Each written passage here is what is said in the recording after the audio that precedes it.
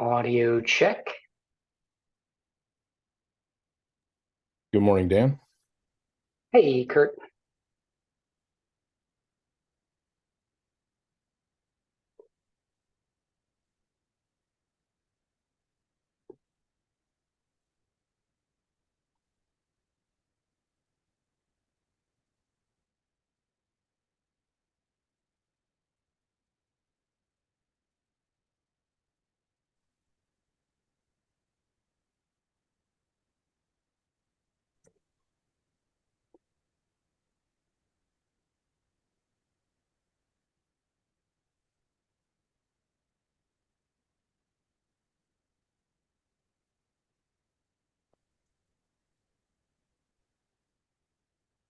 If you've just joined, we'll get going in a couple minutes. Getting a few other people joining yet.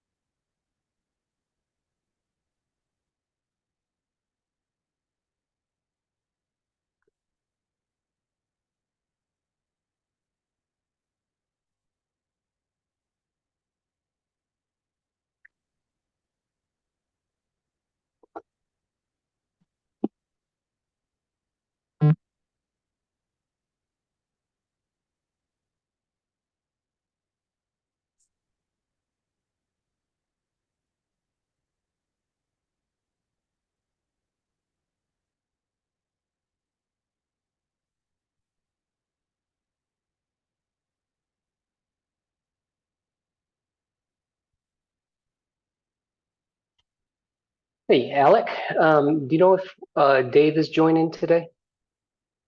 He asked me to be an alternate because he was wondering about vacation, but he didn't say specifically he was going to be on vacation. Give me a second to check. Okay.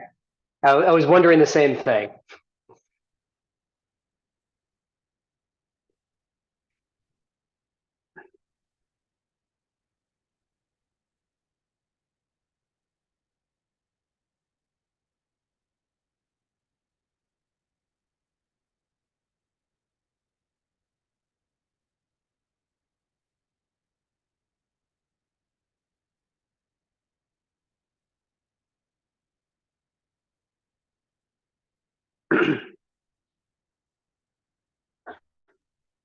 His calendar does not show him to be on vacation today.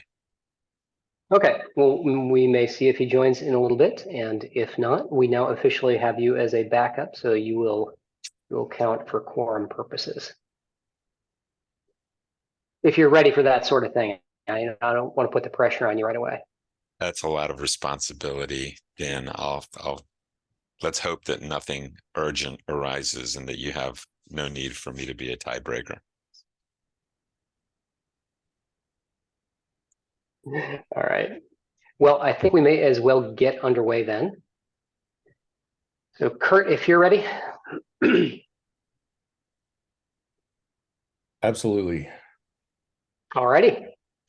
All right. Well, today is August 24th, 2023, and this is the meeting of the Technical Advisory Council of the Confidential Computing Consortium. We are chartered with accelerating the adoption of confidential computing and doing that through growing a collaborative community. We want everybody to feel welcome here. And in a couple of minutes, if you haven't introduced yourself to the community before, I'll invite you to do just that. We have a couple things to get through, and then we'll do those introductions.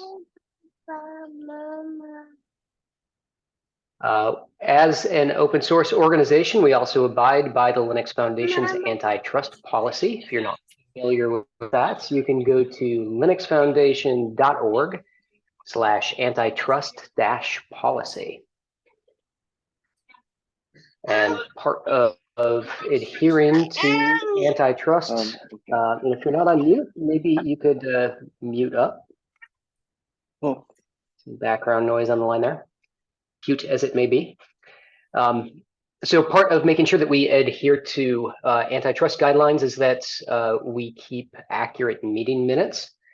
And through the magic of the internet, the link has appeared in chat that you see before you here as well. So you can help Kurt take care of minutes and keep us accurate.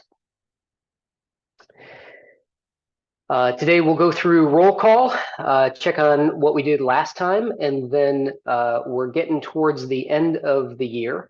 Might seem crazy to say that now, but we only have a few months to affect the goals that we set for what we wanted to accomplish for the CCC this year. So we're going to go do a check-in on that. Nick is joining us today. Thanks for joining, Nick. He's going to give us an update from Outreach, including a recent visit to the Diana Initiative conference. Dan, Yeah. would it be possible to move me a bit earlier, if that's okay? Sure, we can do that. All right, thank you. Yep. And then after we hear from Nick, we have the opportunity to respond to a request for information from the US government. So we've got a template started to collect some ideas about that. And then that should bring us to the end of the meeting. Are there any additions or other corrections for the agenda for today? Okay, well, let's see if we have reached quorum. I talked to Giuseppe over email, and he'll probably be rejoining us next session, but he was booked for today. Thomas might yet be out on summer leave. And Michael Liu, I don't see here for his backup. Eric and Shankaran also out. Kafir sent a note that he and Catalin are in training. So let's see how we're doing here. I think I see Howard there.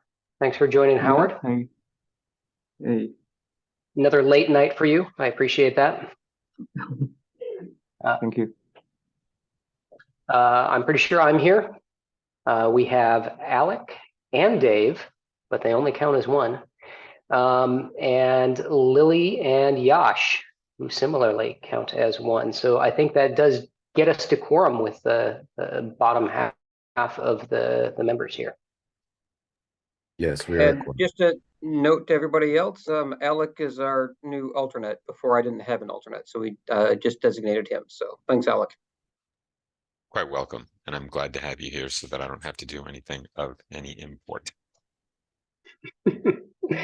I've taken Dave's suggestion to go ahead and update this on GitHub as well. So if at some point you want to take a 5-second look at this pull request and just make sure that I haven't introduced any typos when I've reset this file, I would appreciate that. Dan, and just before the meeting, I was able to go in and fix the ownership and permissions so that Alec appears correctly. Great, thank you so much for that. And since that's likely to happen again, was that a GitHub org issue, or what did you have to do there? You have to add the member to the GitHub. Yeah, basically you add the member to the GitHub org and change the permissions. I'll document that and share that with you and Helen. Excellent. Okay, so now we are up to the top of the part of the meeting where we like to make sure that we've given everybody a chance to introduce themselves, but we're going to break from that today. And before saying hellos, we are going to start a goodbye, which I hope to be a very infrequent thing, but an important one nonetheless. So Kurt is ready for his next chapter. So this will be, sadly, our last meeting with Kurt. For those of you who haven't set up one of these meetings before, it takes a good bit of effort, more than you might think, to get all of the agenda organized and go try to connect with people who've committed to provide tech talks. There's a lot of work after the meeting to get the minutes squared away and deal with corrections that are submitted, and 100 other things that go on to keep our community moving forward. And it's been a huge help having Kurt here doing that, and we will miss having him around doing that. Thank you so much, Dan. It's been an absolute pleasure and honor to work with everybody in the CCC. It's a fantastic group of people. One of the best open source projects I've worked with in my career. So thank you. Thank you for that. A couple of the folks that couldn't be here today, like Fear and Catalin, sent their regards. So they also wish you well in your next step here.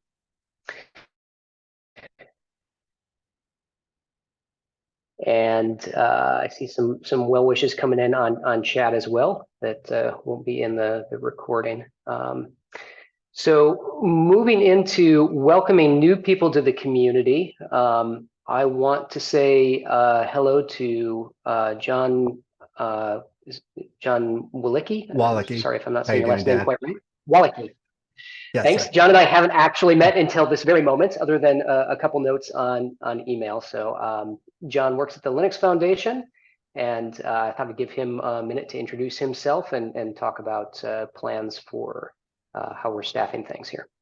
Excellent. So thank you, Dan, for inviting me to the call. I wanted to express my gratitude to Kurt as well. As I'm the VP for Community Operations, so my teams are all the project managers that support some of the largest open source foundations that the Linux Foundation sponsors. And we want to make sure there's continuity of service for CCC. And I've asked one of my more senior project managers, Ben Sternthal, to join the CCC and provide project management support. Ben had a conflict this morning on short notice. He wasn't able to join, but it's been, I think you will be in good hands. So Ben is one of my more senior directors of program management. He comes to the Linux Foundation previously working at the Mozilla Foundation. Long history with open source, expertise on a whole variety of just large scale project management, and with a particular interest around open source. I think you'll find he'll be a great resource to the CCC, and we'll start to do introductions to the CCC leadership team in the next couple of days, and you'll get to meet Ben on our next TAC call. Great. Well, thanks for being able to pull in some support so quickly. Changes in personnel are always tough to adjust to quickly. Yeah. So, but we will make sure the transition goes smooth. And Ben and both Kurt are, professional about doing this. So we'll make sure that things go smoothly. Excellent. Thank you. All right, and so you've had this slide up to look at here while we've been going through that topic. So if you haven't introduced yourself at least twice, feel free to go ahead and come off a mute, and it's okay if you have a signal collision with somebody else as you come off mute. We can sort through that. But introduce yourself. Let us know what your interest in confidential computing is and where you're coming from, either company-wise or physically. See Manu with a hand raised from Hushmesh. Yes. Hi, Dan. Nice to see you and to meet you. Hello, everyone. We are a new member of the CCC. Very excited to be here. We think confidential computing is one of the most disruptive technology ever invented in the cybersecurity space. And I don't mince my words here. I know we are a public benefit cybersecurity startup outside of Washington, D.C. and Northern Virginia. We are building a very big vision, which we hope a lot of people will find interesting. We're building the universal name system, which is you can take the concept of a domain name system, the DNS and PKI, you mush them together, and you end up with a global universal name system at the entity level, person or non-person entity level, that enables the resolution of universal names, that not only gives you routing information, but also enables the automation of key exchanges so that you can have fully automated cryptographic security between any two person or non-person entities on that network. So that's what the mesh is about. The entire infrastructure is built on confidential computing, and has a multi-layer, globally, physically decentralized aspect to it. So we leverage literally every aspect of the technology in our infrastructure. Well, that's great. That sounds like an exciting project, and we're happy to have Hushmesh joining the CCC. Thank you. I see Sung Lee next in the order.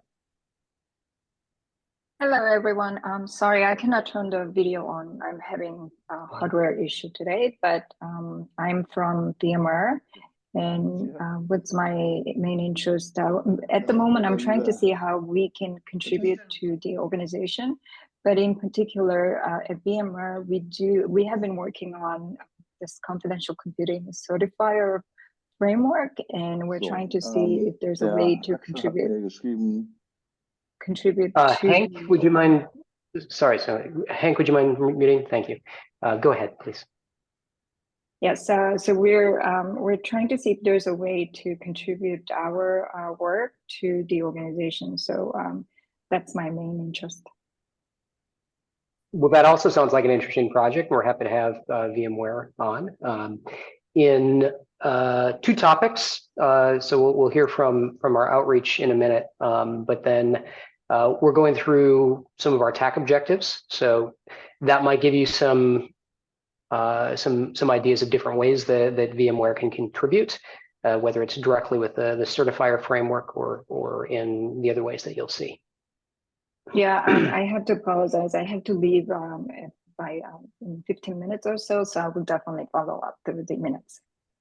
Okay, great. Feel free to find us on Slack or hit us up on email as well. Robert. Hi, thanks, Dan. So I'm Rob from Oblivious. So we are like an early stage startup from Dublin. We basically, our interest in confidential computing comes from the fact that we actually work around privacy and secret technologies. So we build tools to basically lower the barrier of entry to confidential computing. So to ease the deployment of applications, Docker containers, and so on to different types of enclaves. And we also build like software on top of that, in particular to integrate with like data science toolkit and also other like privacy and secret technologies like differential privacy. So how are you able to run analytics, process that in enclaves with also guarantees around what we would call like output privacy. So our kind of interest in confidential computing is natural, therefore. That's great. That's three interesting projects in a row here. So one of the things that we often do that we don't have scheduled for today is a tech talk.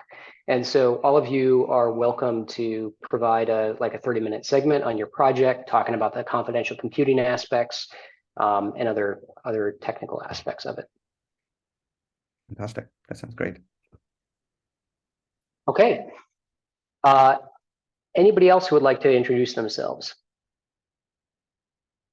Hi, Dan. This is Kant Ketraju. I'm from Oracle. Yeah, this is my... Yes. Yeah, nice to hear from you. We exchanged notes, so I was looking forward to your attending today. Yeah. So I'm based out of Burlington, Massachusetts, and I'm leading the confidential computing efforts for Oracle as we roll out our services in Oracle Cloud infrastructure. And I'm happy to be here. Great. That sounds like a big role. So hopefully you find some ingredients out of open source projects that we have here, or you could even introduce some that Oracle is working on. Yep, that's what I'm looking. Thank you. Great. Anybody else?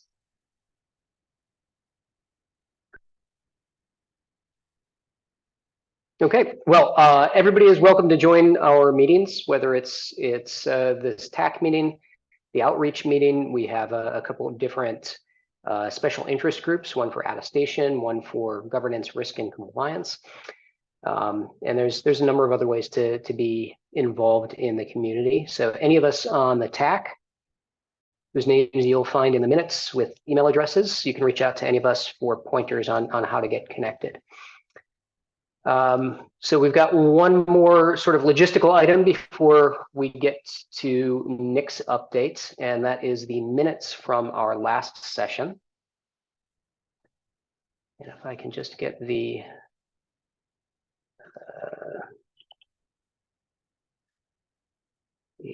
overlapping Zoom things off the top of my bar, I can switch over. Nope, wrong project.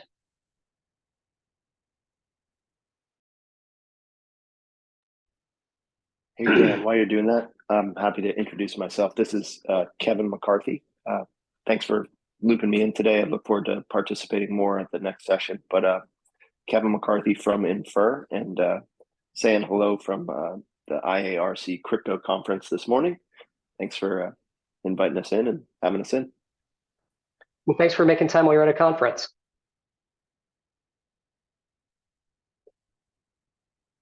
Okay, so I see we've already got a few green check marks, so I appreciate Yash and Dave going through and checking the minutes. So we were able to reach quorum last time, and we were able to vote on the minutes from the previous session. Actually, I guess before we got there, we did have a heads up from Mike Purcell, who is on vacation today, not joining us, but we have a mini summit that is in conjunction with the Linux Foundation's Open Source Summit in Spain. And the CFP for that is closed now, but people are still encouraged to attend, of course, and hear the things that were selected from that CFP. We approved the previous minutes.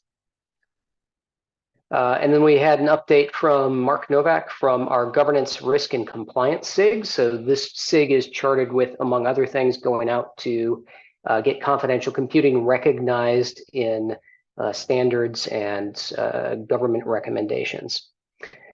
So a couple of the high points from that were good interaction with the Cloud Security Alliance and their Cloud Controls Matrix, getting confidential computing recognized within that. And then there's a document that they're working on to provide some guidance that regulators or the regulated might find helpful in satisfying their compliance requirements. So that doc is linked in the notes to provide feedback to the GRC SIG. And they've also subsequently taken it to our attestation SIG for expertise from that domain. And we are, as we're approaching the year, and we'll maybe touch on this in the later agenda topic, but one of the goals was to go get involved with NIST or a similar organization, and we're running a little behind on that. So we're looking for people who are already connected with NIST, who know of upcoming documents for which confidential computing would be relevant. Dan? Manu. Yeah. Yeah, actually, it's timely. Actually, I'm pitching the NIST 863 team, the digital identity team, next week. So and I pitched the IoT work advisory board yesterday. So I'm connected with in a few places now at NIST. So I'd be more than happy to help. We just need to.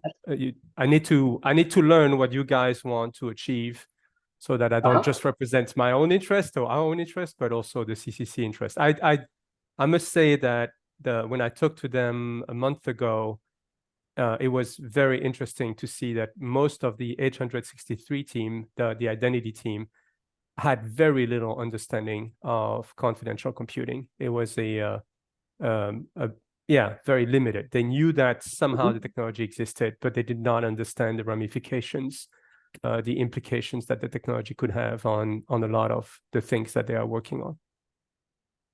Yeah, that sounds great. So, and you sort of teased on exactly what we want to do as a consortium, in that each of our companies can go individually to try to influence places like NIST. But I think we're more persuasive as a consortium because we bring a vendor neutral stance that shows, a backing of a good chunk of the technology industry. So that's sort of our angle with interactions on these kinds of documents. So I mean, just we should exchange, or you should tell me, offline maybe, what kind of language we should adopt when we talk on behalf of the CCC. So. Yeah. So we can definitely exchange some notes about that. And one of the things I can mention straight away is the GRC SIG. So this very topic here, that's where a lot of the people that focus on this kind of work are teaming up. So that would be a good topic for the next meeting, which is on Wednesday mornings at, I want to say 8 a.m. your time? No, 9 a.m. I can't remember the exact time off the top of my head, but sometime morning on Wednesday. Okay. I'll connect you with that info. Okay, and then we moved from the SIG update to a project introduction. There is an implementation of the SPDM protocol, which is central to connecting devices into confidential computing environments. It has uses beyond that, and so we got some feedback about that and some feedback about having more vendors involved in the project. So we anticipate bringing this particular project back for discussion once those 2 points are resolved, which could be as soon as our next meeting. And then our final topic from last session was Tech Talk from the Chaos project led by, or the discussion at least was led by Georg Link. And he went through some material that is captured in slides that will also be in the repo here. Among those, I think one of the newer ideas in how to capture ideas about diversity and inclusion in repositories is to have a DNI.md file where you reflect on 4 questions that he has prompts for in the slides. He also talked about a number of other things, including some of the work that came out of the Chaos project that's now in the LFX. I can't remember the name of the Linux Foundation tool that has the stats. Does anybody else remember? Insights. You're talking about LFX Insights. Yeah. LFX Insights. Thank you. Very powerful. Yeah, so it's a good intersection of communities there, and something we probably are not taking enough advantage of yet. Okay, so any additions or corrections to the minutes as recorded? I'm not hearing any. So do we have any of the 4 present voting members of the TAC who need to abstain from or object to the minutes as recorded? So with no abstentions and no objections, the minutes of August 10th are passed. Okay, so Nick, I'm going to hand the floor over to you. For those who haven't met Nick, Nick continues to run our outreach arm of the CCC. So we have a board, we have a TAC, and we have outreach as sort of the 3 main components of our governance structure. And Nick has been carrying the outreach chair role this year. All right, thank you, Dan. Would you mind if I share my screen? I would love it. All right, sounds good. Just a second. Perfect. So hello, everyone. So my name is Nick. As Dan mentioned, I'm serving as the chair of the Outreach Committee. And it's a pleasure to help as much as possible. I would like to attend more the TAC. I see that there are a lot of new names here, and I have a complex of agendas, so my apologies for that. But I really wanted to be here today to give an overview of what we're doing, especially around events, and also then invited me to talk about diversity and inclusion as well. So as you can see, there are several events that we are looking into and participating in. Most recently, we were at DEF CON and the Diana Initiative, and I'll give an overview of what happened there. But next month, we'll be at the Open Source Summits in Europe, in Bilbao. We're actually going to have a mini summit there. So if any of you are in Europe, this is the place to be. You should attend these mini summits. It'll be fantastic. We're also trying to not just focus on US and Europe, but also have a bigger presence in Asia. And with that, we are aiming to be at KubeCon Shanghai as well, with a few people representing the CCC. So there's several events happening, also on our radar. If you have any interest in discussing that, please feel free to reach out to me, and also to be part of the outreach meeting that happens every other Wednesday. So at 10 a.m. Eastern time. So we have one yesterday, and we're going to have one 2 weeks from now. So let's go to the Diana Initiative to see what happened there. So we were actually sponsoring the Diana Initiative. For those who don't know, this is a very interesting event.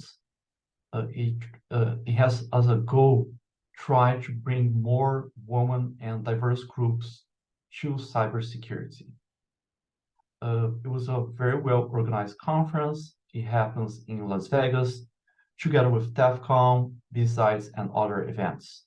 So we were actually sponsoring $5,000, which is a good amount, and we were able to bring 9 students to these events, help them with travel, with funding, and it was quite an honor to help move this forward, right? We also had a fantastic talk about confidential computing by Deirdre from Evervault. She gave a really good talk and a very good use case example of how we could use confidential computing for creating an application to track women's health, and particularly, especially in a surveillance states where they could track women, right? And how sometimes they can even have something illegal, right? And so by using confidential computing, women can protect themselves, and they can even share their data, but not share their particular information. So it was a very good use case. And I'm working together with Deirdre to create a blog post for the CCC that we're going to be sharing also as part of our newsletter. And so it was really interesting to have that. I also attended DEF CON, which happens right after the Diana Initiative. We were actually sponsoring the OIT Village. So all the sponsorships, in fact, were led by our vice chair of the outreach committee. And she has been instrumental to move this forward, right? So I wanted to thank her. So we sponsored the IoT Village. It was very well. So Kate George. So it was very well attended. A lot of people were part of the IoT Village, and really very technical people who wanted to learn. We did not have a booth there. We were part of the info booth, but we did not have a booth or a table. And this would be my recommendation for next year. Why? Because the attendees, they really want to interact with something and break into stuff. So it would be really interesting if next year we could have a table and a monitor showcasing something that they could break into, like a challenge, right? And I already organized a few of these challenges before while I was part of the Anarchs projects and Profium, the company, and it will definitely work really well here. It will be really interesting. So as part of our DevCon deal, we have social media presence, logo on the website, on the flyers as well, and we're going to be part of the newsletter. So it was a very good way for us to reach a new community as well. I'm going to be sharing with you. Is there Well, yeah. Is there any way we have of sensing uptake from that event? Like new interest in the consortium based on being there?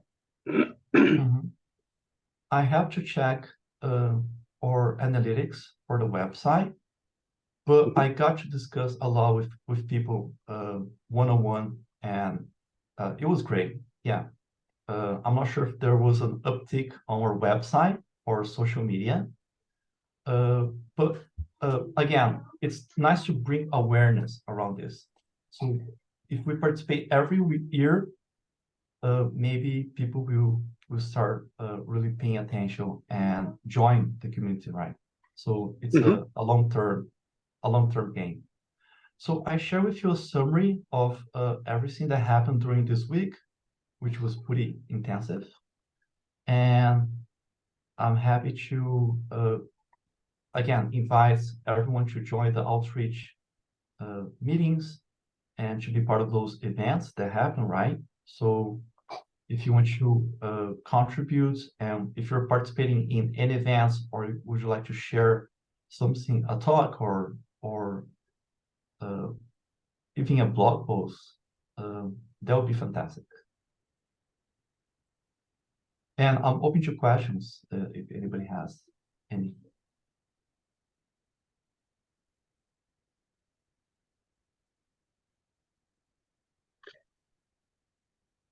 So let's see here. So we had a little chat on the tax Slack with Leonardo about getting engaged with outreach. So I think we've got a couple minutes if we want to pick that conversation up live here, or if you feel like you're already set, Leonardo, we can take other questions.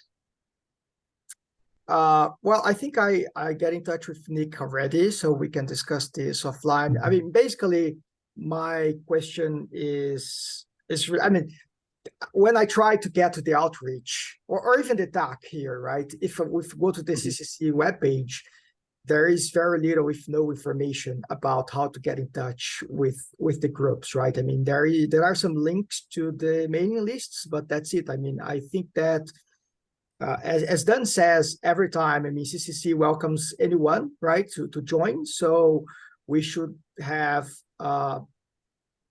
information about how to join the meetings, for instance. I wasn't able to find that anywhere. It was Kurt that helped me to get here into the TAC, and it was Mark Munir from ARM that helped me to get the information about the outreach meetings.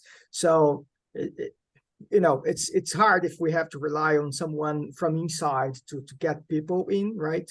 It would be much better if we have this information available in websites. But we can discuss this in more detail. I don't think this is, you know, necessary. I saw this message and I reached out to the Linux Foundation media services. They updated the website.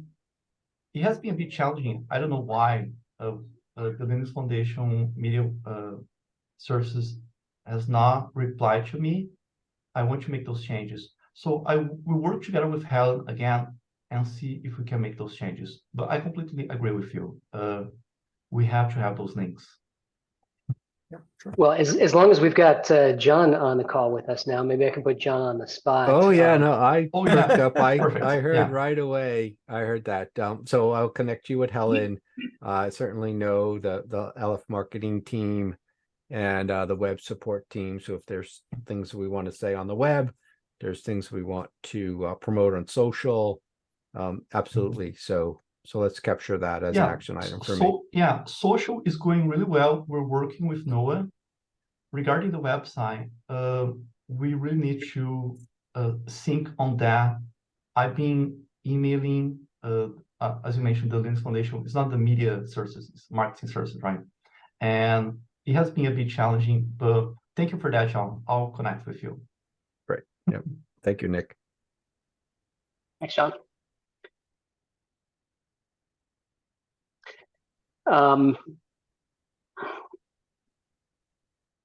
So at these conferences, Nick, who has been, at least in the couple that you brought there, could you say again who from our community was present there? Yes. So as part of the Diana initiative, Deirdre was the one who gave a talk about confidential computing.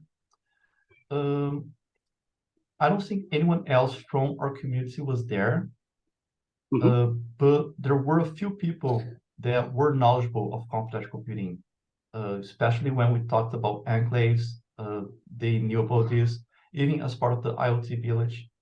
I was also at the crypto and privacy village in DEF CON, and some people were aware of that. But again, we have to really step up because most people don't know about confidential computing.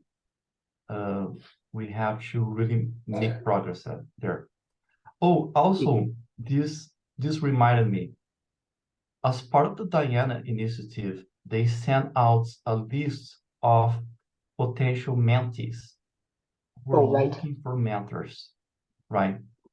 And we need to have more mentors as part of the CCC to help those girls, right?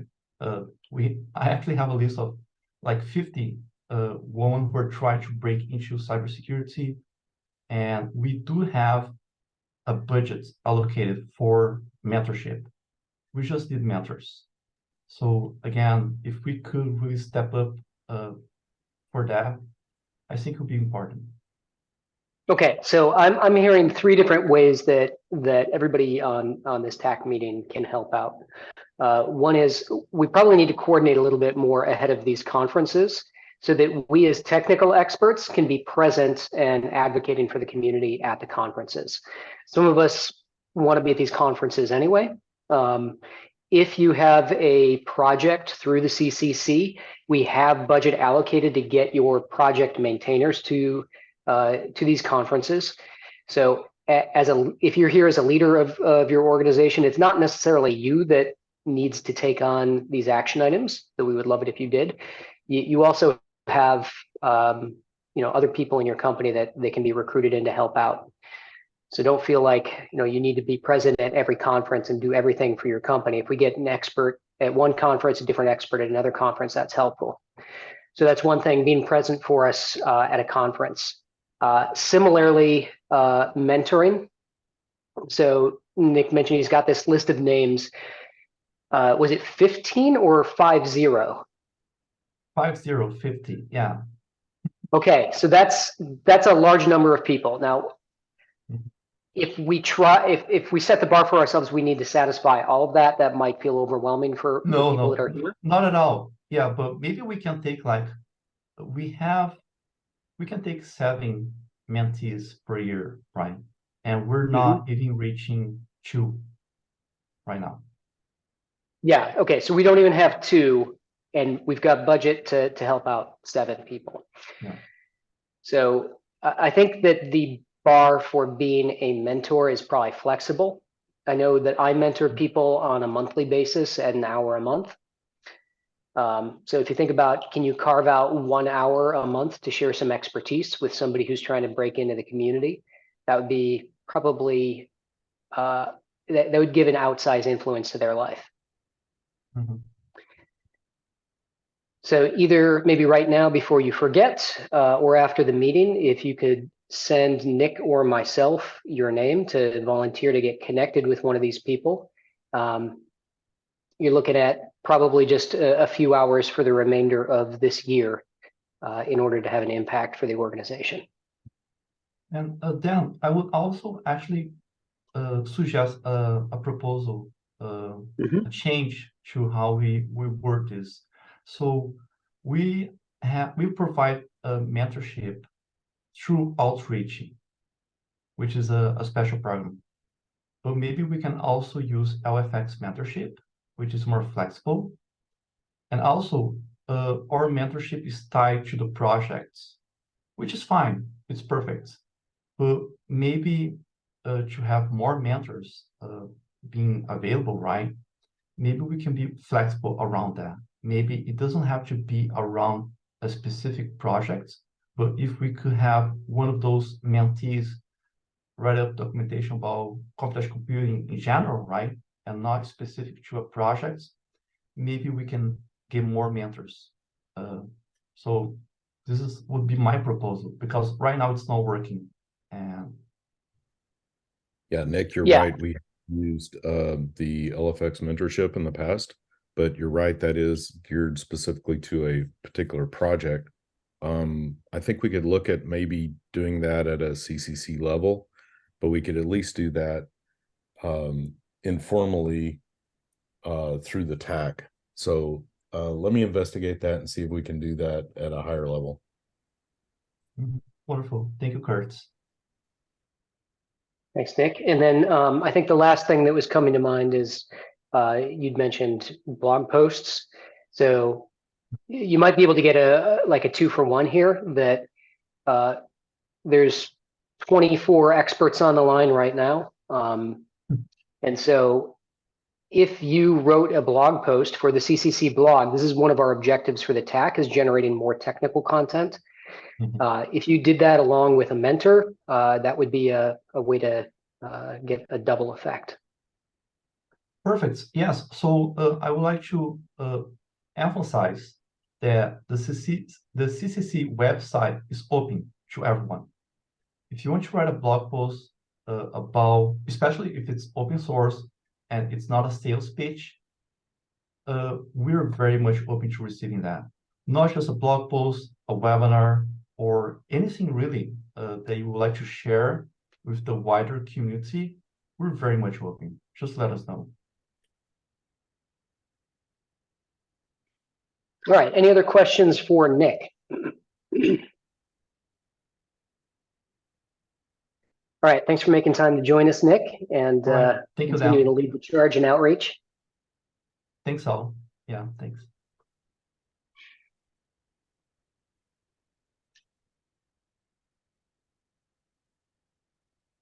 All right. Let me pop my window back up here.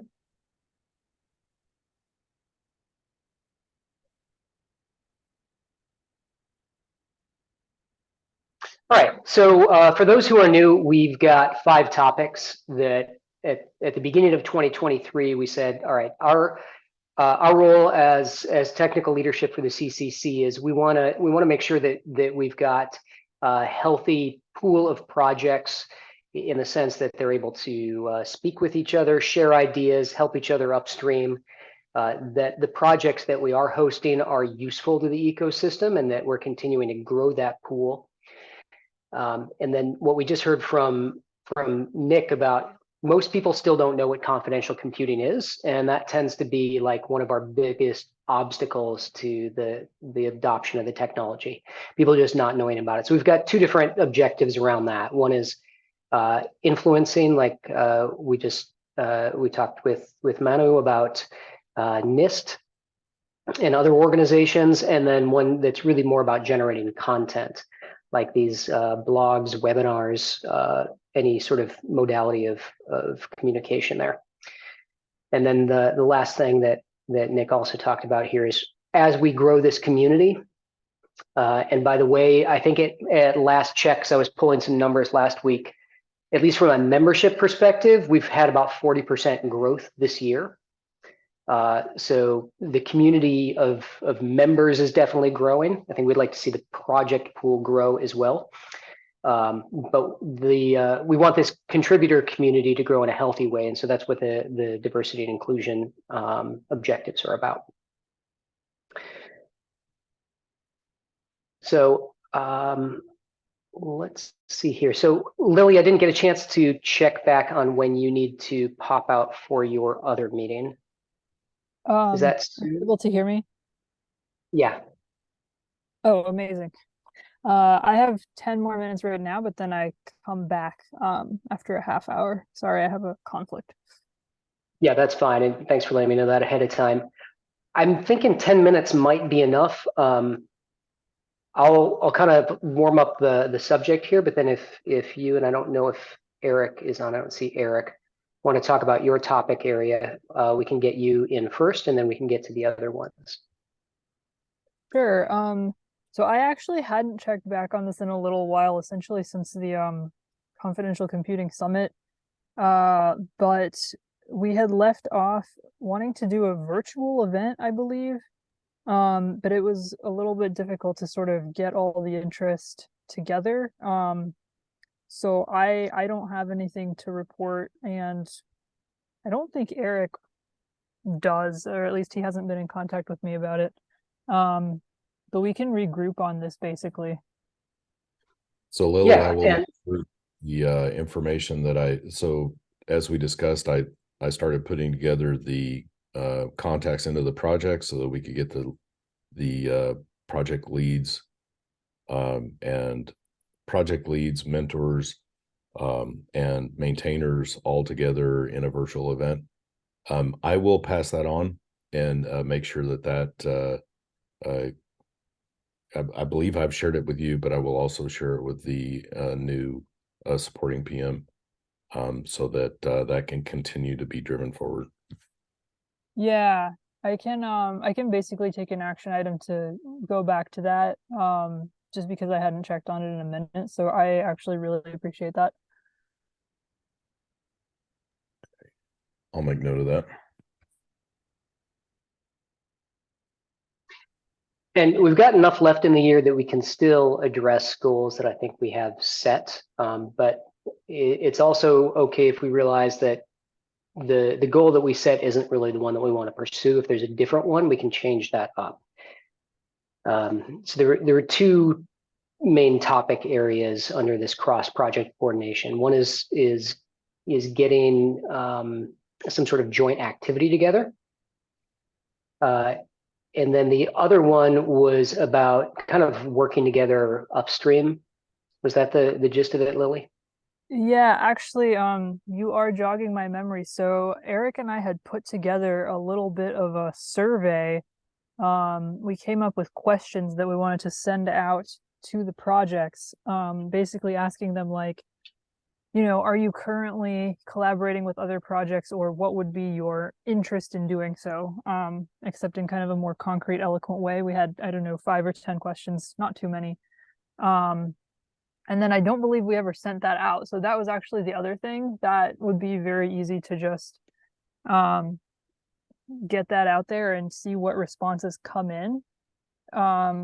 Just because I think the biggest obstacle for the code-based collaboration is just like making those connections between the projects and just seeing what they would actually be interested in instead of putting 2 projects together that may not have a bunch of overlap. Yeah, and I thought this is a really creative way that I think a lot of projects would probably be depending on the same thing and not realize it and be able to collaborate.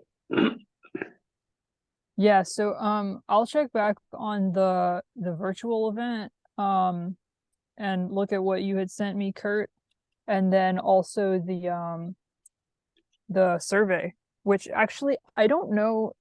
Would the correct thing to do be to like circulate that to the TAC list for further comment and then send it out? I think that's what I would normally want to do. That feels maybe unnecessary, like that might just slow things down. Okay, so we should just send it if we think it's good. Yeah. Okay. Sounds good.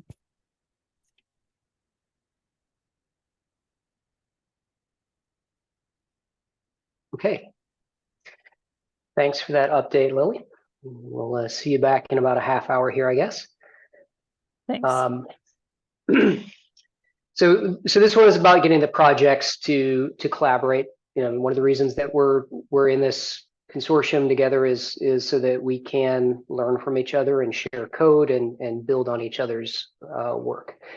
The other thing that we want to do with the portfolio is grow the size of the portfolio. So we wanted to take on new projects, and we also want to make sure that we are helping elevate the projects that we have and recognizing where they've got adoption. So one of our goals was to make sure that we saw at least one project move up our project progression levels. So we got that done earlier this year with promoting Gramming. And part of that conversation that we got into was how many levels do we really need? And do we have too much process that might actually work against the interests of the projects? And so what we did for that was we cut back on the levels. And so we've got the PR 171 there that got rid of the graduation level. To simplify things. I think we maybe intended to go back through and do some renaming, but the main objective there was some simplification. And then Howard had already gotten us started on helping highlight the benefits of just coming right in at the most immature level of progression. And I think there's just some leftover comments on that. So Howard, I don't know if you feel like what you wanted to achieve with the sandbox stage wording was sort of completed by what we did with the other changes to the progression, or if you still wanted to update PR number 160. I think I'm fine with the current wording. So Okay, I can try to address like for the comments on 160. Mm-hmm. Yeah. Should we take a quick look at that since we've got everybody on, and then we don't need to try to work offline quite so much? So could you say for everybody's benefit what it is that you were looking to address with this as you talk to some different companies in your ecosystem? Okay, yeah, I think from my memory, the motivation for this proposal is that by observing CNCF, how the sandbox process actually serve as a, I think something like the first ladder of growth for projects. I had a lot of conversations with CNCF sandbox projects. I thought that was like an not important level, but contrary to that, many people that has been working on CNCF sandbox projects talk to me that actually the sandbox status has already like helped with their projects. So I think that's the motivation behind the proposal, so that the CCC also has a sort of a ladder of growth. So we have a initial phase. But I think later on with many of Dave's comments is that since CCC is not like CNCF, right? We're not that heavyweight. Maybe we should like cut back some of the benefits that the CNCF offers to the sandbox level projects. I think that's reasonable, but I still think it would be great to like for CCC to have a sandbox level so that you have a entry level point, and that would like basically generate interest from more projects. We can like offer very limited things, but like the SEO alone, I think provides enough incentives for those projects or the companies behind those entry level projects. Yeah, I think that's the gist of it. Yeah, so we definitely want to keep sandbox, and I think part of what we were doing with simplifying the progression levels is we wanted to try to do a balance between the benefits of encouraging projects to mature and offering them more things as they get more mature, and balancing that with not sort of starving out the projects that need the help the most, that are earliest on in their progress. So we definitely want as many benefits as possible at the sandbox level, and to continue to have that sandbox. So I think in terms of this PR, if you feel like it's adding something, let's go ahead and get this finalized. I think there's just some typos that need correction, and then making sure that we're not maybe creating duplicate text that will get out of sync if we have like the same benefits listed in multiple levels. Yeah, it seems to me like the main structural comment is Dan's, right? Which is at the top of the file, there's the benefits to being a CCC project. And the benefits to being a sandbox project should be the same as that. And so rather than duplicating it, so that's the main structural thing, right? Because there's obviously some errors or gaps in this one. Like you can see 0.7 is wrong, which I commented in the duplicate text where it was wrong, but it's actually wrong here, right? So we need to fix this one, right? And so I agree that we need some changes. And so I appreciate how we're doing the updates here. Although maybe some of the changes that he made need to be made up in this section instead of in the duplicate section. Does that make sense, Howard? Yeah, sure. Is that something that you'd have time to fix up for the next meeting? I will try. Yeah, I just went over a lot of crazy company stuff. Yeah. Sure. Yeah, I will try to make it for the next meeting. Yeah. And then, as you mentioned, I still need to do the renaming of the incubation phase, but since that conflicted with Howard's, I guess I admit I kind of put it on the I'll do it after Howard's gets merged, so we don't have conflicts. And so that's why I just haven't gotten to it yet, but we can do those in either order. But if Howard's going to be able to get it done for next meeting, then I will probably still wait for Howard to merge his and then make the name change, since Howard's is actually providing new information, whereas the rename isn't. I think Howard's is actually more critical. Yeah. And did you need help from the community on generating those names, or you already have stuff in mind? No, we already have them in the minutes in the discussion from before. So we've already agreed on what to do, but since Howard's adding new text that references the names and he has incubation there, I'd prefer him to update that. We merge his during the next meeting, and then I can generate the global search in place. Perfect.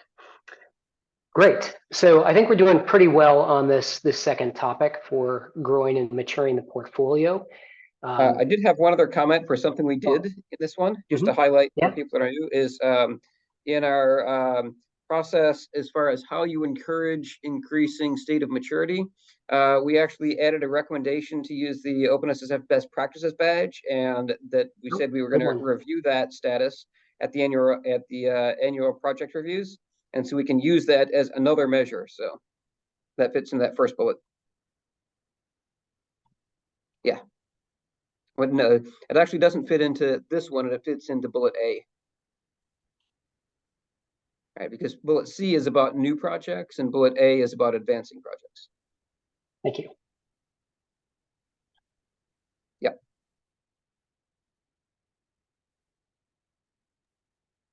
Great. Doing even better than I thought. So it's probably the main chunk of this one then is growing the portfolio. So we've had help from Kurt and others at some of the conferences to generate some new interest in joining the consortium.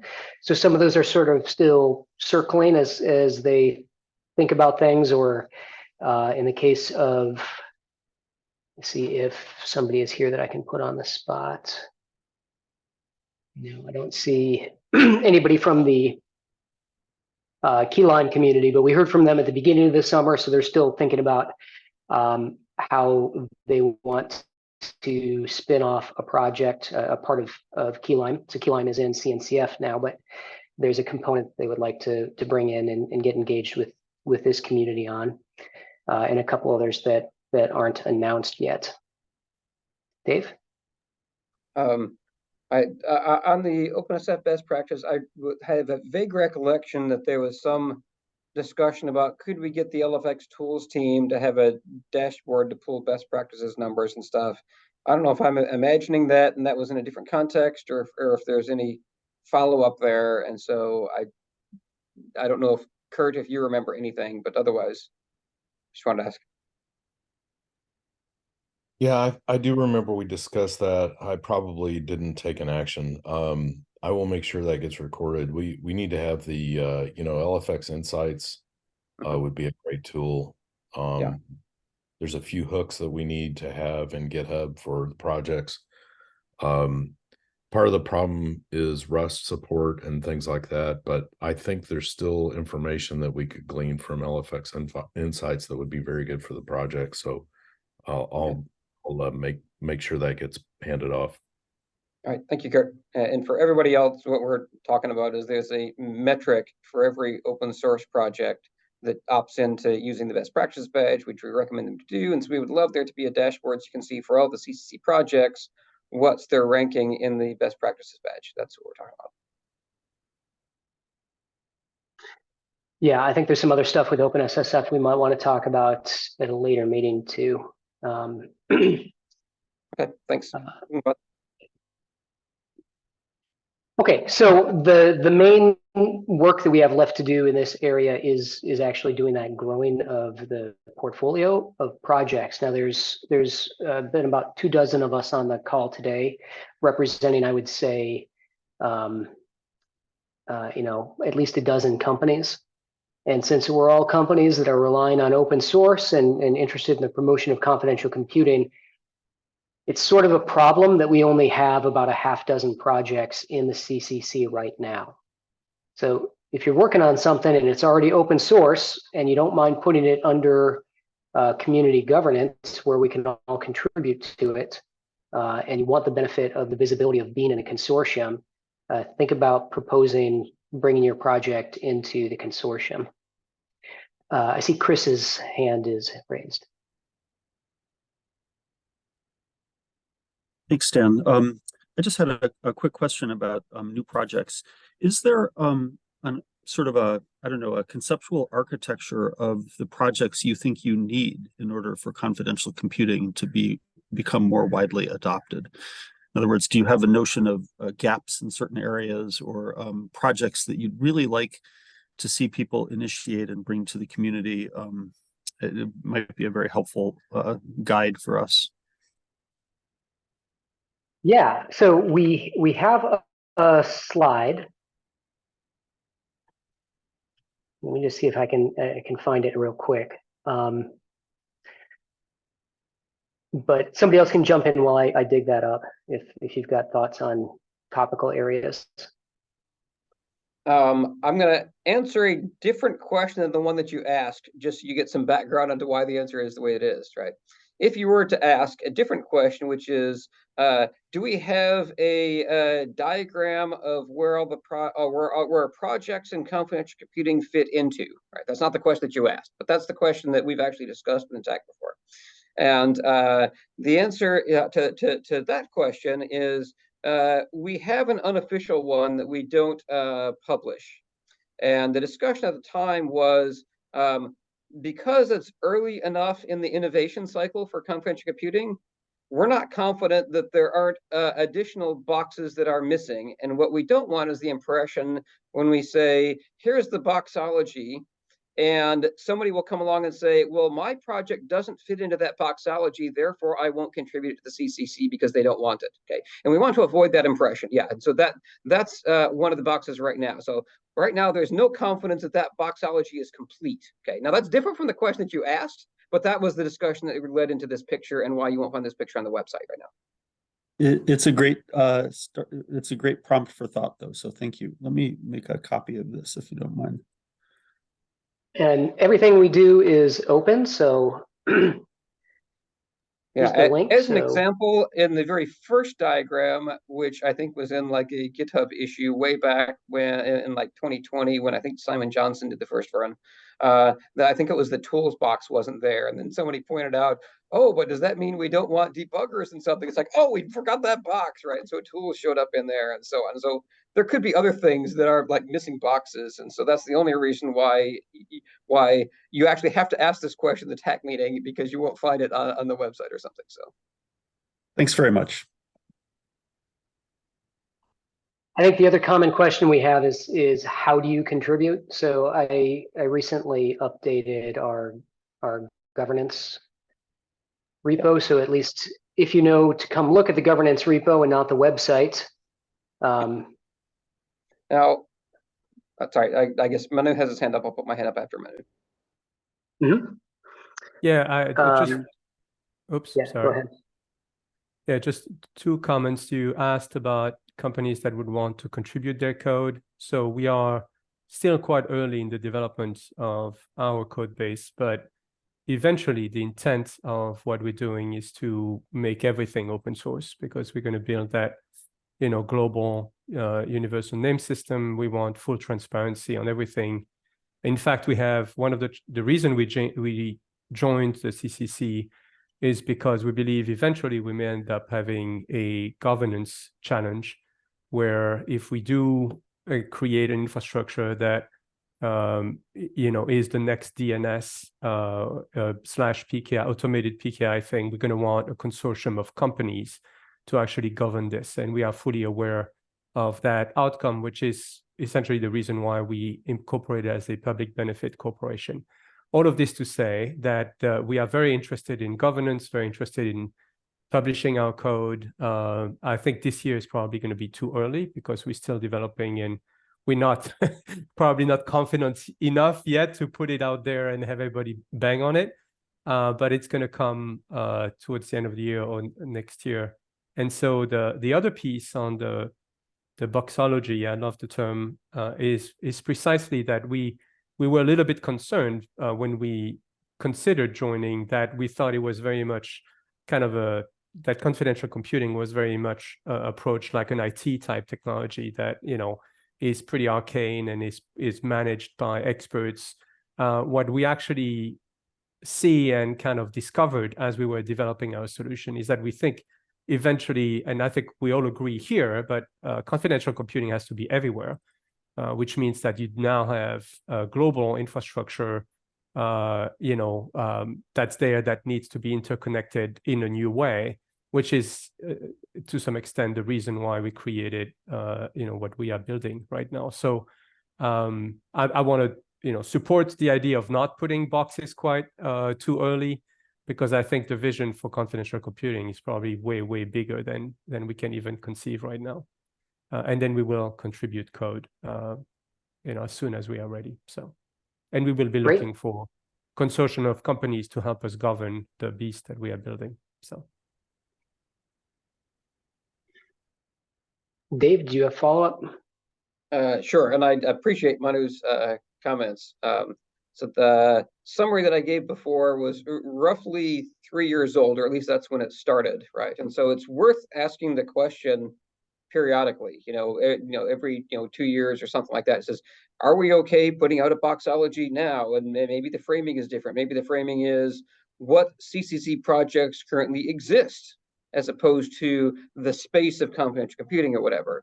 And so I don't want to bias our own opinion based on what we decided it was too early 3 years ago. Whether it's too early now or whether it will be too early 3 years from now may be a different answer, right? And so the other considerations that we have, two considerations. One is that we have some CCC projects that would logically span multiple boxes on this one here, right? So for example, you might argue that, say, NARCS is in both packaging framework and orchestration. And so how do you fit projects in there is not quite clean necessarily.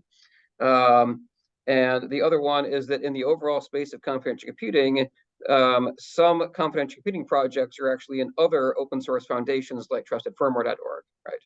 or things like Opti would be, where would you put Opti on here? Because it's clearly in the confidential computing category as a confidential computing OS for the TEE, but it's in a different open source foundation than this. It's just at a lower level, and so overall it'd be part of the boxology, but it's outside the CCC. So you have to have space for that. So those are just two other considerations, but thanks. Okay, so I guess the call to action on this one is to think through that boxology, or don't think through it. You've all got projects that are in open source. We've got this consortium that can help promote those. Please think about bringing those to the CCC. So the next topic area that we have for our goals for the year is the one that we've already talked about a few times now, about engaging with NIST and the other organizations. The wording that we have here is kind of all over the place versus having the concrete objectives that we have with the other one.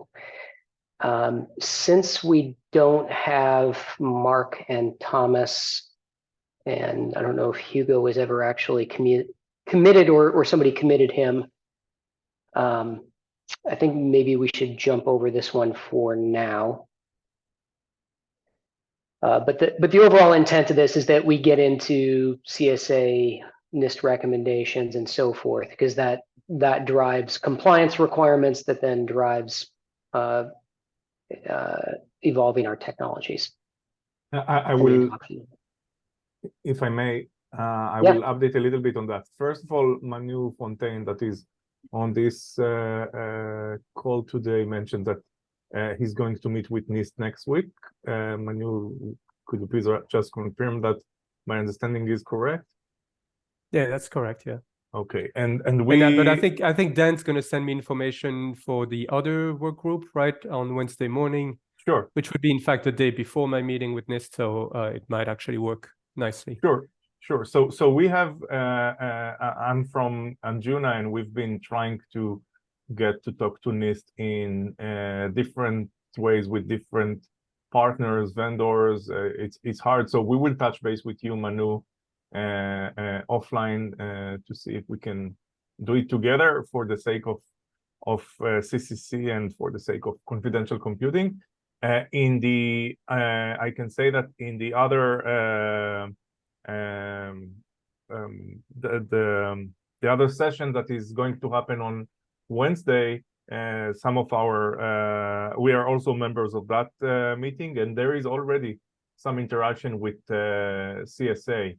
So maybe worth bringing Mark Novak to this meeting next time that he can, and he can update on that. But there is some progress with CSA.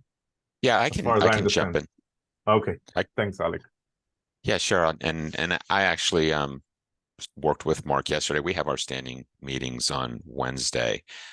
We're meeting with the CSA every other week on Tuesdays, and we're trying to drive the adoption of CC sort of controls into the cloud controls matrix. That's the sort of the big spreadsheet that CSA publishes and is used by a lot of customers who adopt public clouds for their workloads, and it's chock full of really good security controls. So what's frequently mentioned in there is the absolute necessity to encrypt data at rest and data in motion. What's missing is any guidelines for encrypting data in use, and so we're trying to amend those controls to include the protection of data in use. It's a large organization, and that cloud controls matrix is very widely used. So changes have big impact across industry groups. So we're working through that process and are making progress.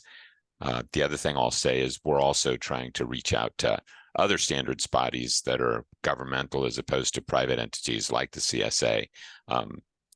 We're trying to work with ICO, and we're trying to work with NIST as well. We've actually got a member of ICO who's attending our group meetings regularly, and we're trying to find a way to reach into NIST. So we'd be really curious to know if there are others who are within the CCC who are having contacts with NIST, as we'd like to partner on that as well.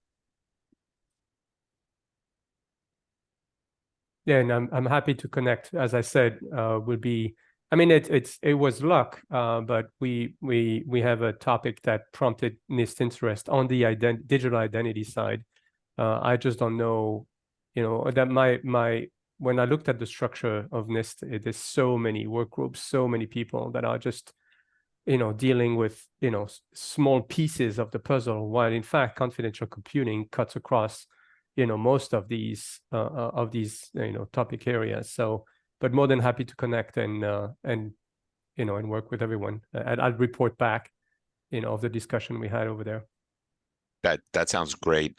We had a similar experience with NIST. We had a couple of authors of papers in NIST who joined our meetings, but they were from the group that was interested in homomorphic encryption. So, they were looking for, zero trust proofs, mathematical zero trust proofs, and confidential computing's just not in that game. And so that just didn't pan out. So we're trying to get more onto the IT side of things and people who work on the hardware side of NIST to try and make inroads there.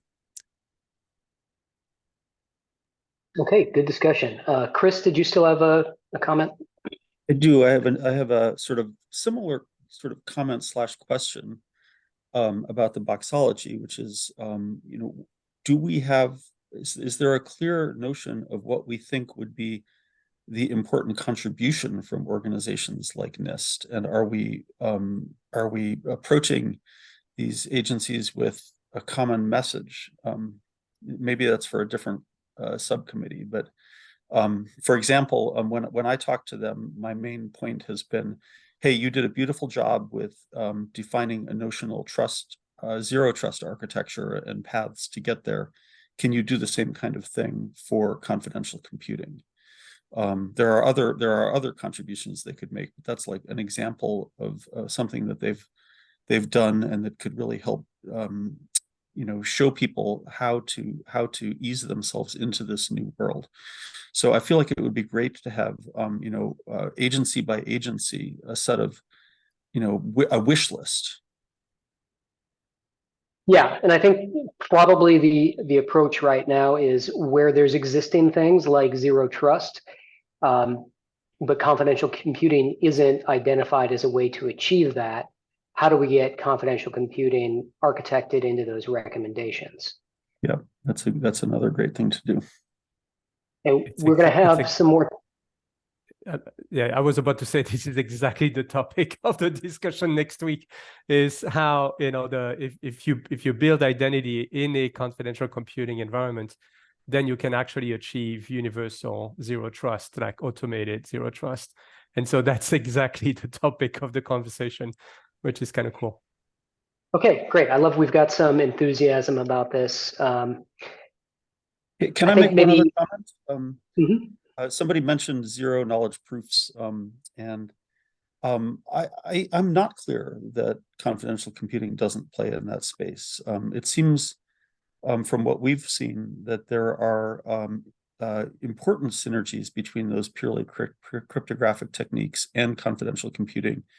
And moreover, confidential computing provides a way of achieving the same goals, albeit with different trust assumptions. And so I think there is a relationship there that they could become interested in, even if they're on the software side of the house. And I agree with that too. Yeah.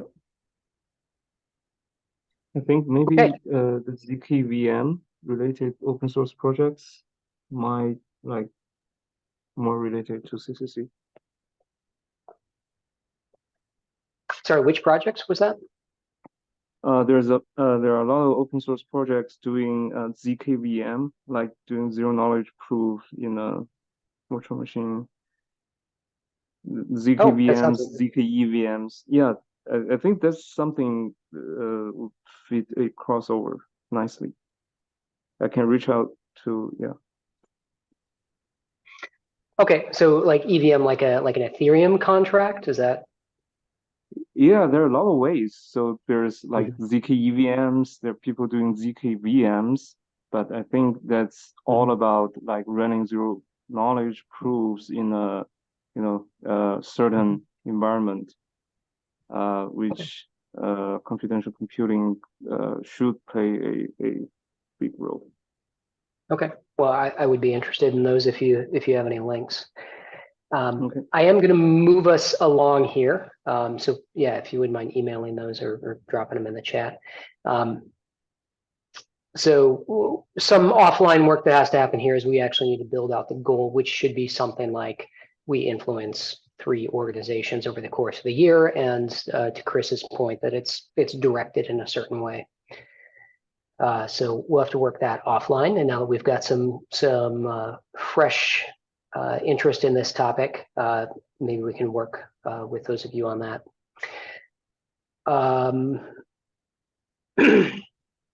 So the next topic here, this is about kind of reaching out not just to these standards organizations, but how do we generate content that can be consumed by decision makers, other technologists, other developers, so that they can understand at the level that they're interacting, whether that's as a decision maker or as a developer, what the benefits of confidential computing are, how do they take advantage of it.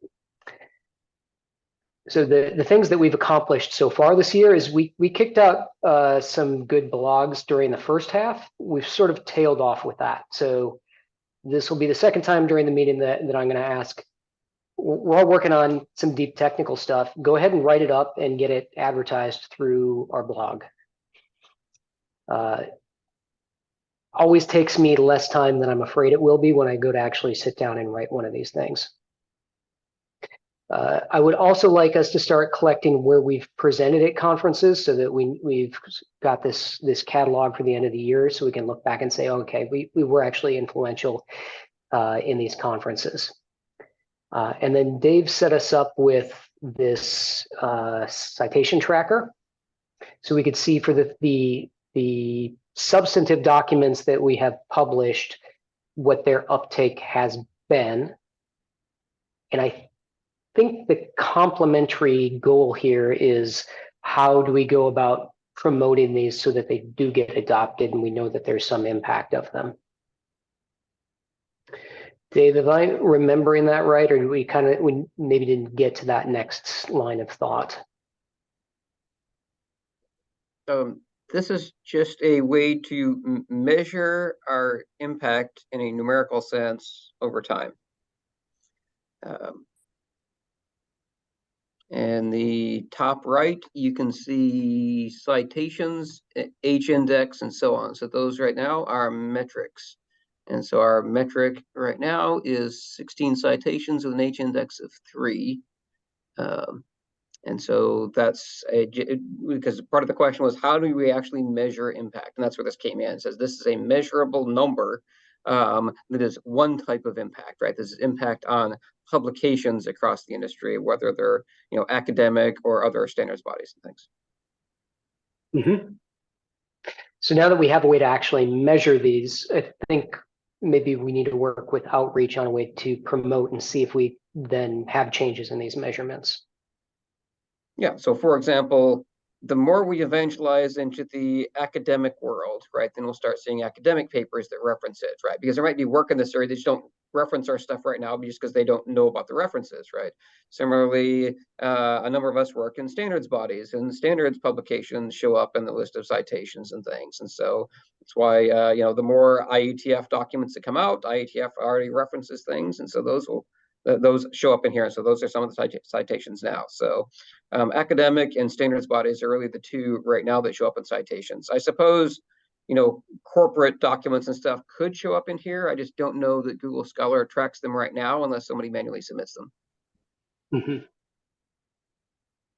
Do we need to do anything about this 1.1 since we're now at, I don't know if it's 1.3 or 1.4, or just sort of a... My understanding is no, only because the thing that is cited, right? They're citing the v1.1 thing. And so my belief is, and maybe somebody else is more of an expert in Google Scholar, is there are separate entries for the different versions in the database.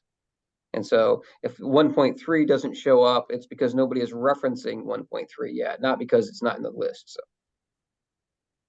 and so I don't know, maybe there is something we need to do to make sure it's in the database, but if anybody references it, it shows up automatically, but maybe there's things we could proactively do. I'm not sure.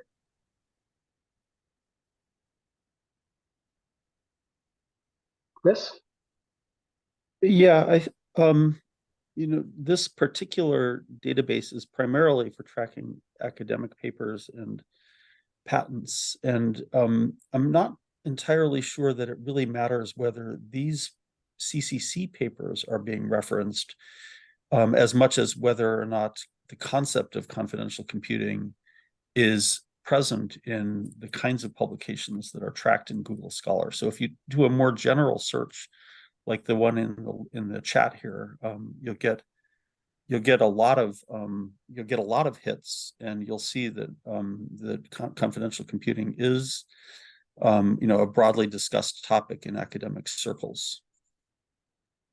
Yeah, one of the reasons why we wanted to track the CCC ones is because certainly in 2019, when we started, and potentially now, there's papers out there and publications out there that use confidential computing as a term that means something other than what we mean. Okay.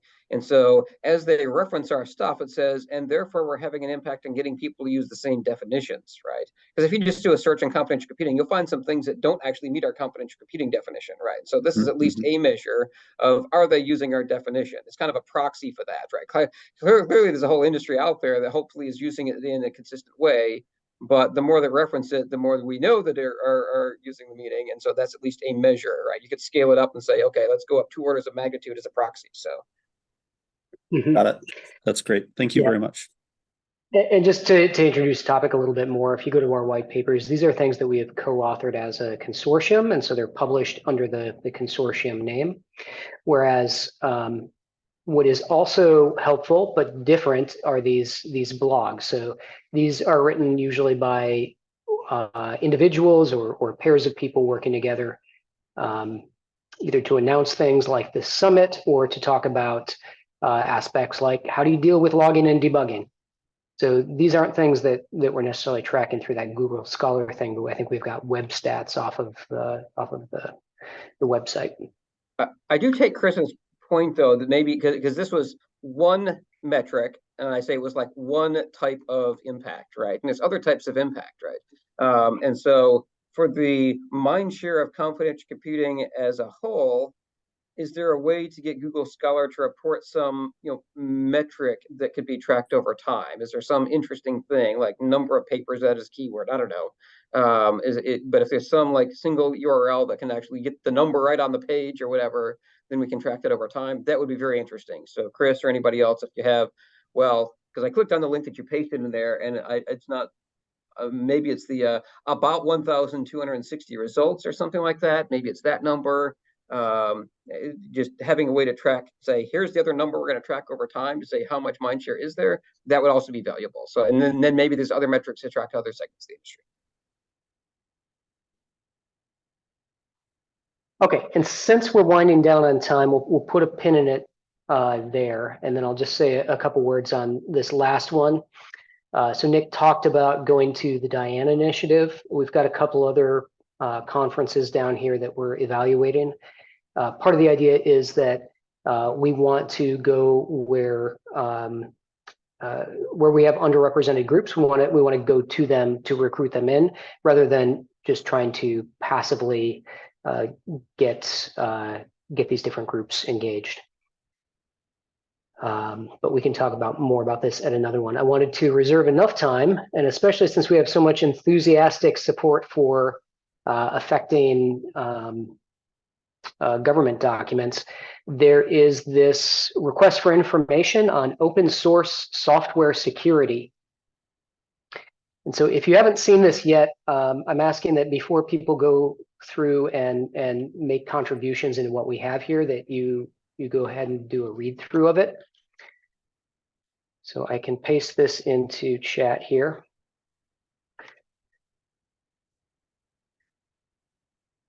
But I think kind of the backstory of this is that the government is trying to figure out where do they need to fund things in open source, what kind of activities aren't going on that should be going on, so that we don't have more, I don't know, solar winds attacks or other things that, since we all rely on the security of a wide range of open source packages. Since we are an open source organization focused on security technology, it seems entirely appropriate that we respond to this. The way that we're going to go about this logistically is that I've taken the prompts from the RFI. So for example, they've got an area and a sub area. So foundations, and then I'm not going to read this out loud to you. This is the text from the document in black. In these blue sections, I'm asking that we put ideas down here. They can be used as actionable recommendations. We don't need to heavily wordsmith these bullets. The next step out of this is that Mike Bursell, our executive director, I've asked him to make a draft response. So once we get inputs from as many people as possible, he'll generate a draft response that works a little bit better than trying to have group authoring from a blank slate. So he'll generate the draft, and then those that are interested can comment on the draft. We can edit it, and then we need to get it in the timelines that we have here. So I'm asking that people get their inputs into this document by the 9th of September, and that gives us just short of 1 month to get the final draft put together from those ideas. Any question on the approach here?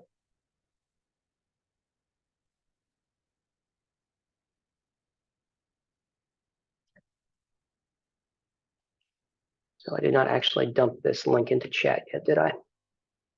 So this is also posted on the mail list, on I think all of the mail lists, the board, the TAC, the GRC SIG, maybe not outreach, I don't remember. So we could do some group work here if people are interested. We've got a little bit of time left in the meeting. What I'd suggest is to skim through these areas, and where something pops to mind, like, oh yeah, confidential computing is applicable because of this, go ahead and feel free to just dump ideas into bullets.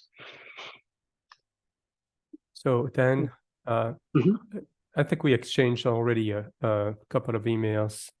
We intend to respond to this RFI for ourselves, but so I'd be interested to hear your thoughts as to how we could both contribute to the CCC response and then have our own response, and how would you approach this? It's the first time I do this kind of thing, so. Yeah, so it's very common that companies will respond individually. What we want to get to from the consortium's response is something that is not vendor-centric, but represents the breadth of opinion that we have here. So you might find that you are suggesting exactly the same points between your individual response and the inputs that you give to this document. Yeah, okay. But so the reason we're going to respond, just to we're going to feed into the strengthening the software supply chain sub area. And there's, I think, at least 1 or 2 other places where we're going to have some contributions. The first use case that we are tackling, we're actually working with AMI, the firmware company. So we are working with them to actually have, full chain of custody, traceability of firmware updates, or from specific individuals at specific organizations for specific firmware artifacts to be pushed all the way to eventually to a specific physical machine, and have complete traceability and confidentiality and privacy of those, and integrity, of course, of those firmware artifacts. So this fits squarely into what we do, and I'm meeting with Mark Purcell next week also, who if he was interested in hearing as a new member what we had and how we were using confidential computing. So he's gonna. It's probably going to be very helpful to talk to him so that he can then extract what he thinks is, valid for the entire CCC out of the stuff that I will, explain to him or show him. Great, Dave. Yeah, so since we're talking about a response from the Confidential Computing Consortium, I think whatever goes in here should have some confidential computing angle, right? I think that's what we mean by confidential computing relevance in the blue bullets there, right? And so individual vendors like, Microsoft and so on can respond to this with things that are much broader than confidential computing. Anything here, I would say, since we have to agree on the text that goes in here, right? And we're all, our common thread here is in these meetings is that we all want to promote confidential computing and the use of hardware-based, tested TEEs and so on. Is to say there should be some tie to here in any of the text here. And I think that's the part that would be strongest from the CCC is so for example, if we were to say something like how to use an area of focus should be how to use hardware-based attestation to provide software security, or how to do software security for things that run in TEEs, right? Those are things that will clearly be in context here. If we just say, oh, and here's how to use, we think you should look at using a blockchain because we would use that too. That's going to be weaker than because if there's something that's actually more general, say, oh yeah, confidential computing needs all this stuff. That's true for everything. And maybe there's some thing that we say at the top that says, yep, the CCC needs all of this, and even at the highest level of strength, right? And any of the areas of focus would probably be relevant here at the highest levels of strength. We take the most secure end of the spectrum of stuff. And then here's some things that are uniquely confidential computing. At least that's how I look at it. It says, well, maybe people that don't do confidential computing would not even think about these things, but we would promote them and want other people to think about them too. That's probably the strongest things coming from the CCC. And so we can go as weak as we want in terms of, oh yeah, we need, TLS everywhere, right? But that's going to be, everybody's going to say that, right? So. Yeah, thanks for that clarification. So, and I didn't put open source on here, but I think the intersection is confidential computing and open source. That's what our organization is about. Yes, I think for me, I'd put an asterisk there because let's say that you have some that you're a company that has some proprietary thing that actually helps with open source. So let's say you have a Rust compiler or something like that, and the Rust compiler does stuff specific to confidential computing, right? That still encourages people to do open source stuff in Rust, and so it might be worth having an area of focus there. Now, of course, it's not going to be a CCC project to do that if it's proprietary, but all of us want to grow the open source ecosystem for confidential computing. Anything that does that is an area of focus here. So as long as it is phrased generically, meaning not vendor specific, and it can promote the open source confidential computing ecosystem, I don't see a problem with having it with telling people that you can't put something in here. So I don't have anything in that category, but I know we got a number of startups and things on the call. So I'm just trying to cast a wide net, and then we can figure it out. So. Yeah, and I think that wide net is an important idea. We're still in the brainstorming stage, so don't limit yourself. We can cut things out pretty easy on the back end of this, but let's go ahead and keep open minds as we generate ideas.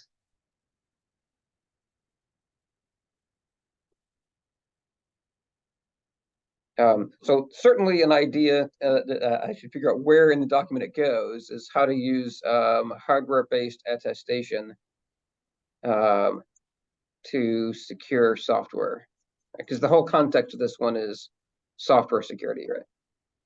Yeah, so I would think that fits into at least software supply chain. Right, but things like hardware-based attestation is important to us, although that's only halfway there, because you can have hardware-based attestation without confidential computing, right? So. Mm-hmm.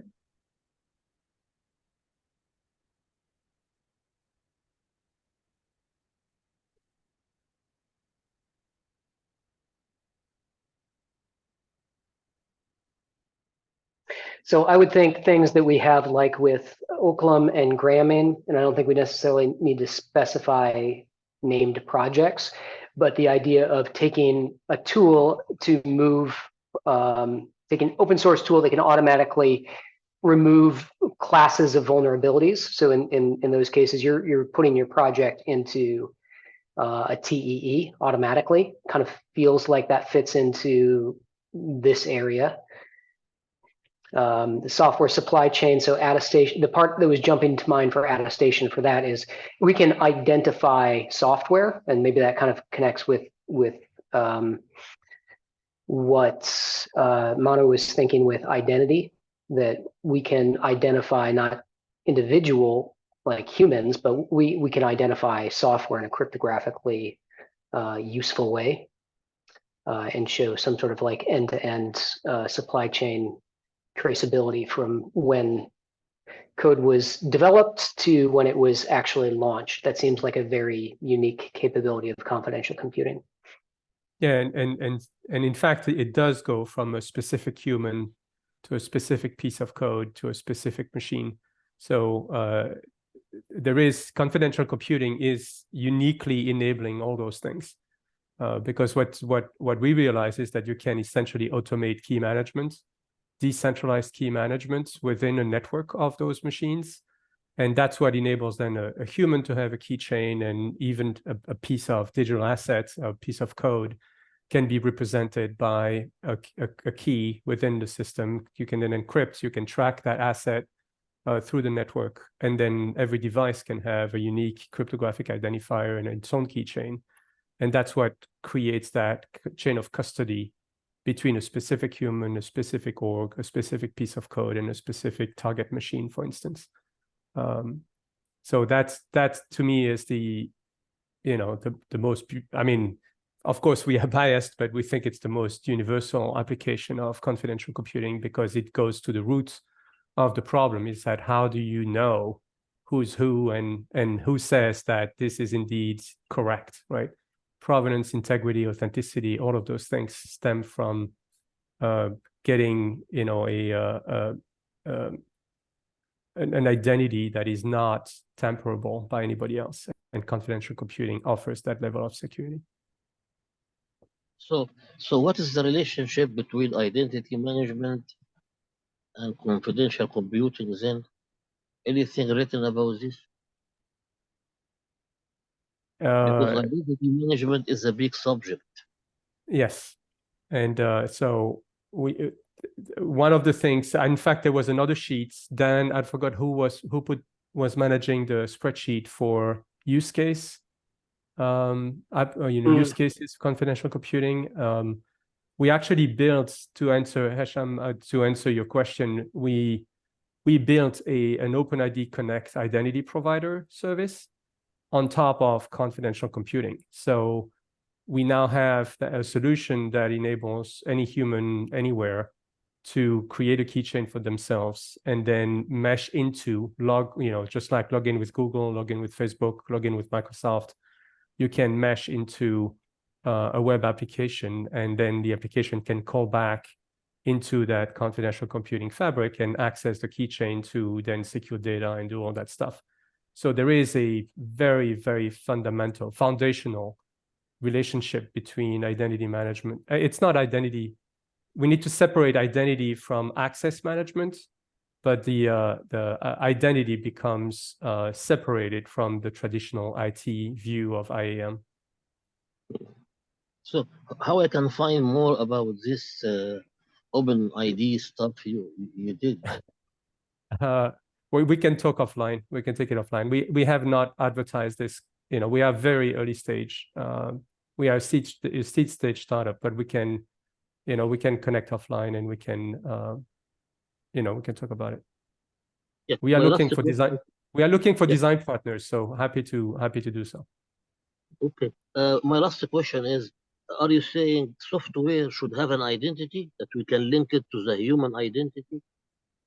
Well, I don't want to monopolize the call here. This is a CCC thing, but yes, we are saying that. So every digital thing can have a universal identity, and then you can stitch all that together into cryptographic chains of custody, and you can track them and manage them.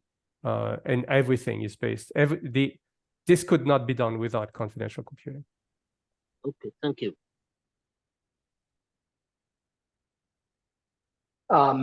So the question here, does this attestation topic belong here in another bullet? Yeah, that's why In I terms raised of my being hand. That was me. I don't know where it goes, but yeah, that was why I raised my hand, is to ask that question, because this one is about the software supply chain. I mean, it does mention attestation, the first sub bullet under the sub area there, but I don't know if it's really specific to the software supply chain, because it can be a runtime thing as well, because there's maybe two aspects. And so certainly there should be some bullets here, but I'm not sure what the best place is. And so that just wanted to raise visibility. That's one of my two questions, as to where does stuff belong. So if somebody has an opinion, maybe it goes into two places. Yeah, I think it can go in multiple places. I think when we put it here, we say why it's relevant to the supply chain. Yeah, so an example of why it might go there is if you think about what, say, NARCS does, right? It says, in order to get the code deployed to you, you have to attest. And only if I know that you're in a TE, then I will give you the code. Okay, and so you can use this for one of the sub cases of confidential computing. Besides confidential data, is there are some systems that allow you to have confidential code, right? And so the NARCS model can be used in that case. That says, I want to keep my code confidential, and so I only want to give the code to somebody to test. And so that's where it's sort of the software deployment chain, because it's a deployment system tool. Separately, there's like a runtime thing. So, okay, I've already got it installed, and so I only want to communicate with something that's running in a TEE, right? So it's running there, but it better attest to me so I know it's healthy before I give it, secret data or something. So, and that's maybe not considered software supply chain. I don't know. So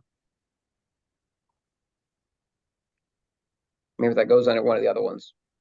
And so while Dan is typing, I'll mention my other question, because maybe a bunch of this stuff goes under the developer education, since that's already on the screen right now.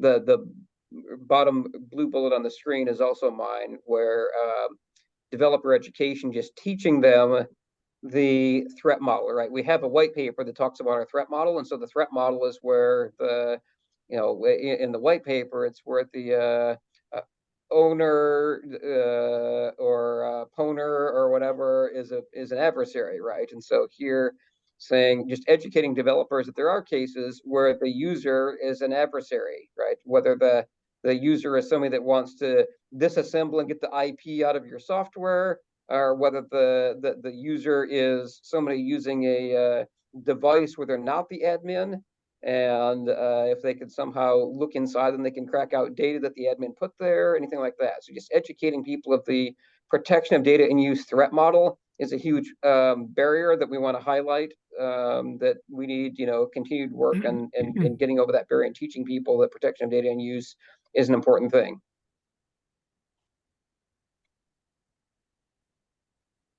And probably there's some other things that would fit under developer education here, because most of our white papers either fit into end user education, security analyst education, or developer education.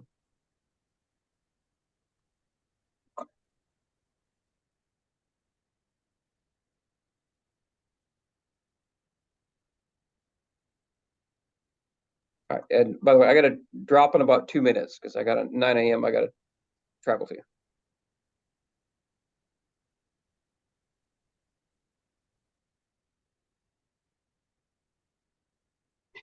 So I think this is a good start, and since we are down to about 5 minutes here, I guess I'll ask that people use these 5 minutes, if they can, to drop at least one bullet into this document and come back to it again before the next meeting, because by the next meeting we will be just about out of time for brainstorming and needing to be generating the document itself. I failed to mention that the board, as part of making sure that we do have a collective response here, the board is going to need to take a look at this. So that needs to be ahead of this government deadline of October 9th. So we probably need to be done at least a week ahead of that. So with that, I will let everybody get on with editing this doc or the rest of their day. And thanks once again to Kurt we will miss seeing you in our next meeting. Thanks, everyone.